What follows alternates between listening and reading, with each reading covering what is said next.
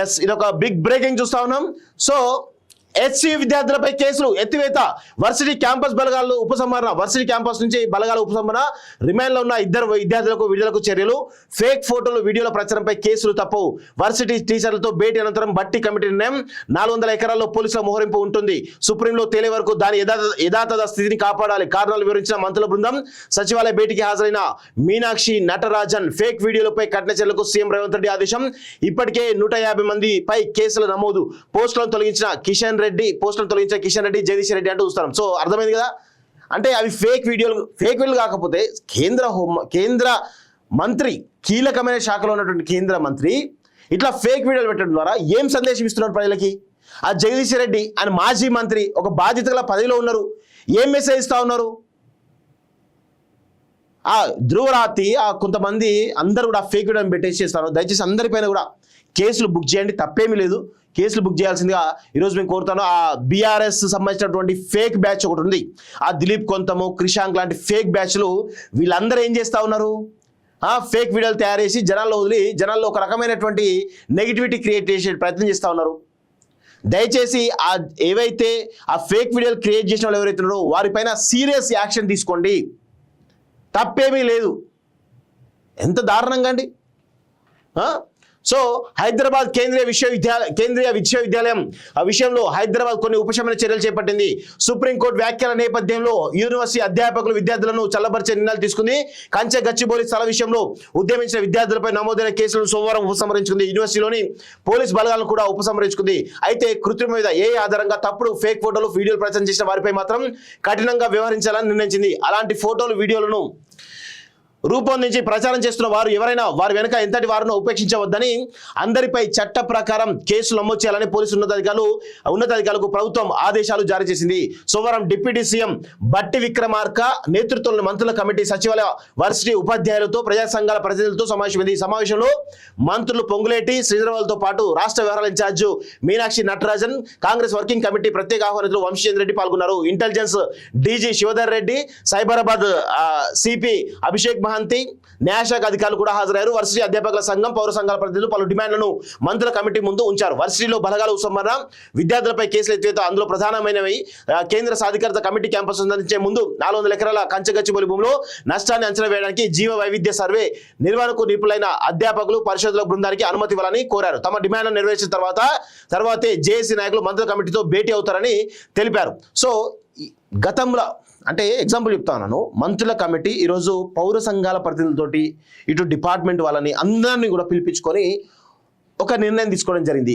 గత 10 సంవత్సరాల కాలంలో కేసీఆర్ హయాంలో సరే ప్రభుత్వం తప్పుడు నిర్ణయం తీసుకుందా, లేకపోతే ఒప్పు నిర్ణయం తీసుకుందా, మంచి నిర్ణయం తీసుకుందా పక్కన పెడదాం.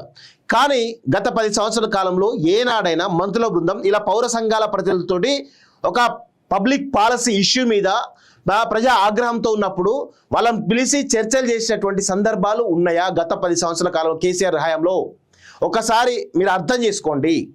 కేసీఆర్ నియంతపోకలతోటి అనేక రకాలుగా ఈరోజు ఈ ప్రకృతిని చెరబట్టినటువంటి వీళ్ళందరూ, ఈ కల్వకుంట్లకు సంబంధించినటువంటి వీళ్ళు ఎవరైతే ఉన్నారో, మల్లన్న సాగర్ తీసుకుందాం, ఎంత మేర నష్టం జరిగింది.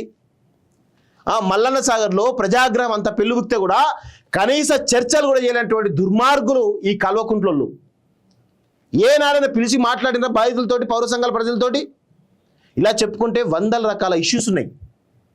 ఏనాడు కూడా కేసీఆర్ కానీ ఆ కల్వకుంట్ల కుటుంబంలో ఉన్నటువంటి వాళ్ళు కానీ ఎవరు కూడా పౌర సంఘాల ప్రజలతో కానీ పౌరులతో కానీ నేరుగా డైరెక్ట్గా మాట్లాడిన సందర్భాలు లేవు.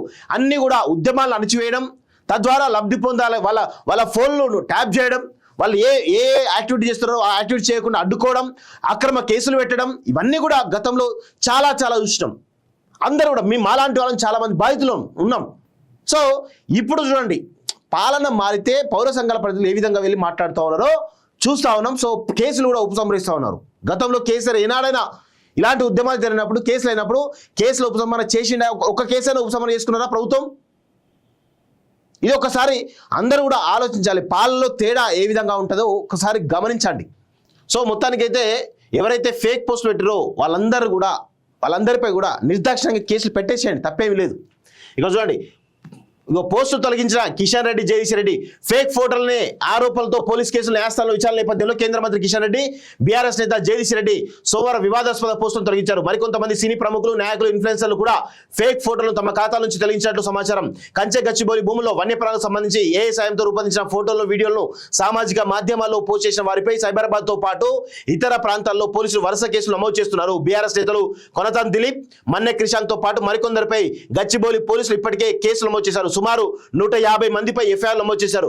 పోలీస్ కేసుల నేపథ్యంలో ఇప్పటివరకు తెలిసి తెలియక తప్పుడు ఫోటోలు సోషల్ మీడియా ఖాతాల్లో పోస్ట్ చేసిన వారు ఒక్కొక్కరుగా తొలగిస్తున్నారు. ఫేక్ ఫోటోలు ఫేక్ కాకపోతే ఎందుకు తొలగిస్తా ఉన్నారు? ఈ విధంగా దిలీప్ కొంతమంది చెప్పిన దిలీప్ కొంత మన్నె క్రిషాంత్ ఇద్దరే ఈ ఏఐ వీడియోలు మార్ఫింగ్ చేయడంలో దిట్ట. వీళ్ళిద్దరు దొంగలు.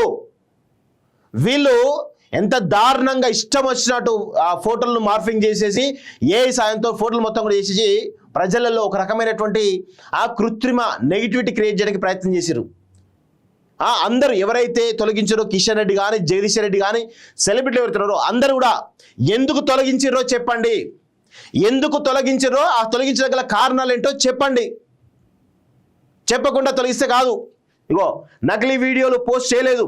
తెలంగాణ సీఎం వాస్తవాలు తెలుసుకోవాలంటే రేవంత్ రెడ్డికు నటి దియా మిర్జా స్పందనట. ఇగో ఇవే కూడా ఏం మీకు అంటే చెప్పేటి ఏమో సారంగ నీతులు, సొచ్చేటి ఏమో ఇంకో ఏదో ఉంది అది సామెత. గట్ల ఉంది వీళ్ళ యొక్క పరిస్థితి.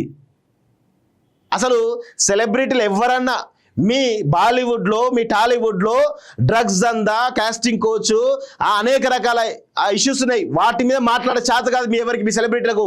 కానీ వీటిని మాత్రం ఏదో పర్యావరణ ప్రేమికులని మాట్లాడుతూ ఉంటారు. సిగ్గుండాలి కొంచెమైనా సెలబ్రిటీలకు. ఏసీ గదిలో కూర్చొని మాట్లాడుతూ ఉంటారు. కొంచెం కూడా సోయిలేని చేత కానీ దద్దమ్మలు మీరంతా కూడా.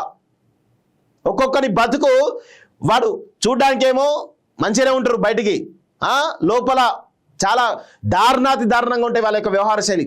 వాళ్ళ వ్యక్తిగత జీవితాలకు లోపలికి పోతే దానంత దరిద్రమైన వ్యక్తిగత జీవితాలు ఎవరి ఉండవు. అంత దారుణంగా ఉంటాయి. వీళ్ళు చేస్తూ ఉన్నారు. ఏమంటారు? గచ్చిబౌలి భూముల వివాదంపై నకిలీ వీడియోలు, ఫోటోలు ప్రచారం చేసిన వారిపై చర్యలు తీసుకోవాలని తెలంగాణ ప్రభుత్వం నిర్ణయించడంతో ఈ అంశం బాలీవుడ్ నటి దియా మిర్జా స్పందించారు. తాను ఎలాంటి నకిలీ వీడియోలు, ఫోటోలు షేర్ చేయలేదని ఎక్స్ లో పేర్కొన్నారు. తెలంగాణ సీఎం ఆరోపణలు చేసే ముందు వాస్తవాలు తెలుసుకోవాలని అన్నారు. కంచె గచ్చిబౌలి సంబంధించి తెలంగాణ ముఖ్యమంత్రి ఒక ట్వీట్ లో పలు ఆరోపణలు చేశారు. అందులో తెలంగాణ ప్రభుత్వం వేలం వేయాలని చూస్తున్న 400 ఎకరాల భూములను కాపాడాలని విద్యార్థులు చేస్తున్న పోరాటానికి మద్దతుగా నేను ఏఐ ద్వారా రూపొందించిన నకిలీ వీడియోలు, ఫోటోలు పోస్ట్ చేశారని ఆరోపించారు. కానీ ఇది పూర్తిగా తప్పుడు ఆరోపణ. నేను ఒక్కటి కూడా ఏఐతో రూపొందించిన ఫోటో కానీ వీడియో కానీ పోస్ట్ చేయలేదు. ఇలాంటి ఆరోపణలు చేసే ముందు తెలంగాణ ప్రభుత్వం మీడియా వాస్తవాలు తెలుసుకోవాలి అని దియా మిర్జా ట్వీట్ చేసిందంటూ చూస్తా ఉన్నాం.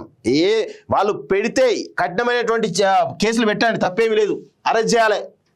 వాళ్ళ వల్ల సమాజానికి ఒరిగింది ఏం లేదు. సమాజంలో ఈరోజు ఈ విధంగా దరిద్రంగా తయారవడం కారణమే సెలబ్రిటీలు. ఇష్టం వచ్చినటువంటి ఈ సమాజంలో రేపులు జరుగుతున్నాయన్నా, ఇంకేవో జరుగుతున్నాయన్నా దానికి కారణమే ఈ సెలబ్రిటీలు. ఏ హీరో అయినా, హీరోయిన్ అయినా చక్కగా ఉన్నారా? యువతను రెచ్చగొట్టే వీడియోలు తప్ప, పోర్ను వీడియోలు తప్ప ఏమి చేయరు వీళ్ళంతా. బరాబర్ నేను చెప్తాను, ఇదే చెప్తాను. ఎవడేమని అనుకోని.